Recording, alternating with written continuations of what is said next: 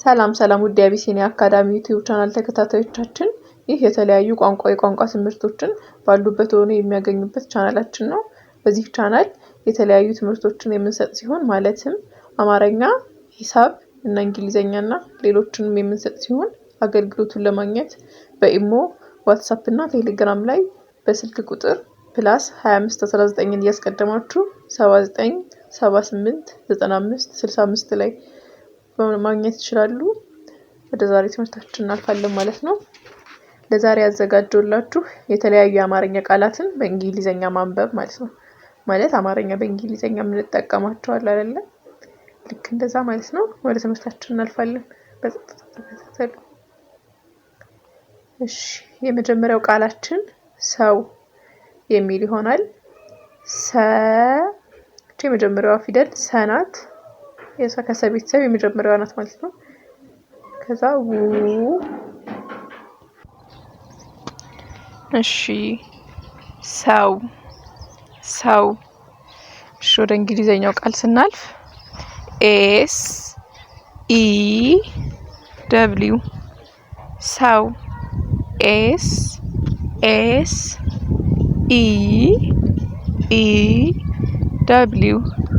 SEW ሰው። እሺ፣ ወደ ቀጣዩ አማርኛ ቃል ስናልፍ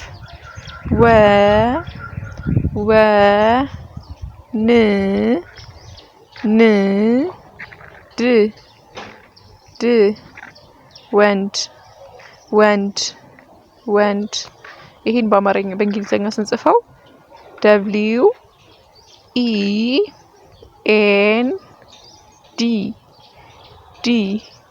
WEND ወንድ WEND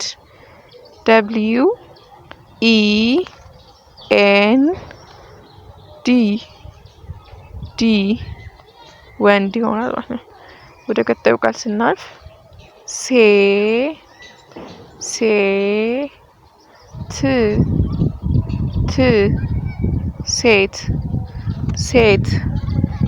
የመጀመሪያዋ ሴ ናት።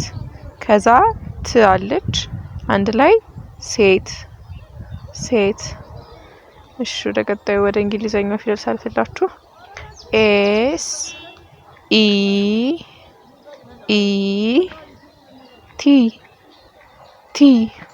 ሴት።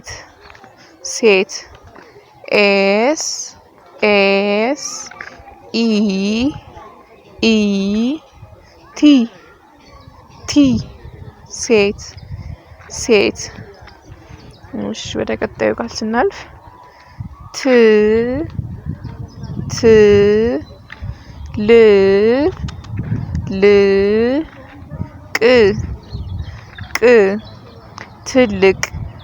ትልቅ።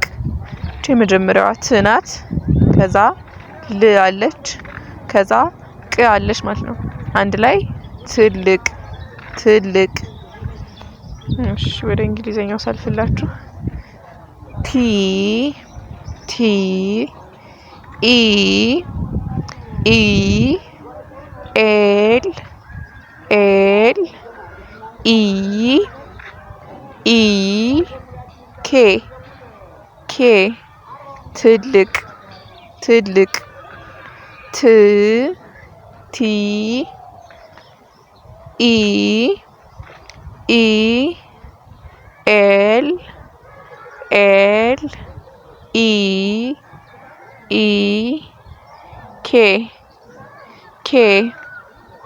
ትልቅ።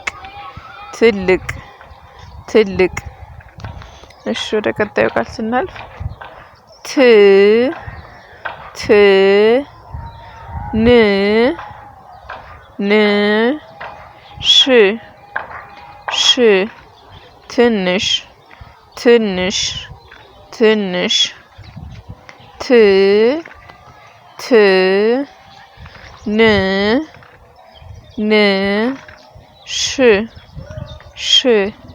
ትንሽ። ትንሽ። እሺ፣ ወደ ቀጣዩ ወደ እንግሊዘኛው ትርጉም ስገባ TENNSSH